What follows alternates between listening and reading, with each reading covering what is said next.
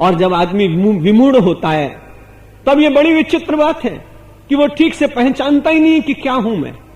मुझे कई बार सन्यासी हूं तो कई स्थानों पर जाना पड़ता है। अभी कुछ दिनों पहले मुझे एक जेल में प्रवचन करने के लिए लोग ले गए। समाचार पत्र वाले तो बड़े अच्छे होते। दूसरे दिन समाचार पत्र में छपा स्वामी सत्यमित्रानंद जेल में। बहुत पत्र बिके और नीचे लिखा था कैदियों के सामने प्रवचन। लेकिन हेडिंग उसने यही दी, अब क्या करेंगे।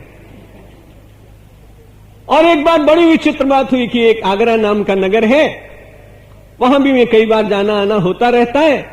तो वहां के एक अधीक्षक ने, पागल खाने के अधीक्षक ने बहुत आग्रह किया। मैंने कहा भाई वहां मत ले जाओ, जेल तक तो ठीक है, लेकिन उसने कहा नहीं आपको पागल खाने में भी चलना पड़ेगा, और मैं ले गया।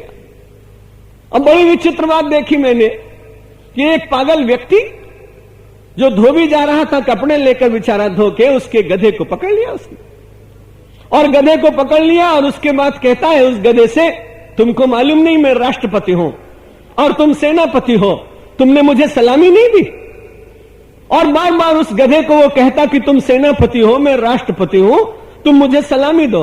अधीक्षक सुपरिंटेंडेंट बार बार उसे कह रहा है कि चलो यहां से भाग जाओ, पर वो उग्र हो गया।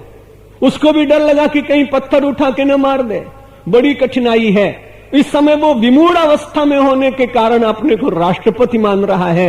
ये मन भी जब विमूढ़ हो जाता है तब कभी अपने को विषयी मानता है, कभी भोगी मानता है, कभी रागी मानता है, कभी आसक्त मानता है। और जब परमात्मा रूपी सुपरिंटेंडेंट उसके ऊपर कृपा करके याद दिला देता है कि अरे मूढ़ तू ये नहीं है, तब वो कहता है मैं शिवोहम, मैं सच्चिदानंदोहम, मैं दासोहम। फिर उस समय वो परमात्मा का अपने को दास अनुभव करता है। वेदांती होता है तो अपने को शिवोहम कहकर शिव तत्व में विराजमान हो जाता है। ये सारा संसार केवल रागात्मक दृष्टि से जीने के कारण विमूढ़ अवस्था में ले जाता है, और अनुरागात्मक जीवन जीने के कारण अनासक्ति की अवस्था से दूर करके और परमात्मा के चरणों का दिव्य चंचरीक बनाकर उसका मधुपान कराने का दिव्य अवसर हम सब लोगों को प्रदान कर देता है। मानव तन, जिसकी महिमा आप सभी विद्वान वक्ताओं के द्वारा श्रवण कर रहे हैं और आप सदा ही सुनते चले आए हैं। यही तो एक आश्चर्य। आपको कभी कोई आदमी ये नहीं कहता है हीरा बहुत महंगा है। एक आध बार कभी बचपन में बता दिया कि सबसे ज्यादा महंगी चीज डायमंड है, प्लेटिनम है।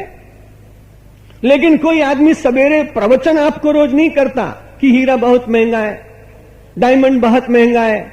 लेकिन यह बड़ी विचित्र बात कि वेद के जमाने से लेकर और अब तक आप अगर मुरारी बापू की कथा सुनने जाएंगे तो वो भी कहेंगे बड़े भाग मानुष तन पावा, और सत्यमित्रानंद का प्रवचन सुनेंगे तो भी वो कहेगा कि दुर्लभम त्रयमेव एतत्। तीन वस्तुएं बड़ी कठिनाई से मिलती हैं, मनुष्य का तन बड़ी कठिनाई से मिलता है। वेद से लेकर और वर्तमान सन्यासी तक रोज सवेरे से शाम तक उसने कहा ये मनुष्य तन बड़ा महंगा है, हीरा महंगा। ये तो बात एक बार में समझ में आ गई, लेकिन इतने वर्षों से प्रवचन सुनने के बाद भी आदमी को अभी तक ये समझ में नहीं आ पाया कि मानव बड़ा मूल्यवान है। परमात्मा करे आप अपना मूल्य समझें, और यदि आप अपना मूल्य समझेंगे तो विमूढ़ अवस्था अपने आप दूर हो जाएगी।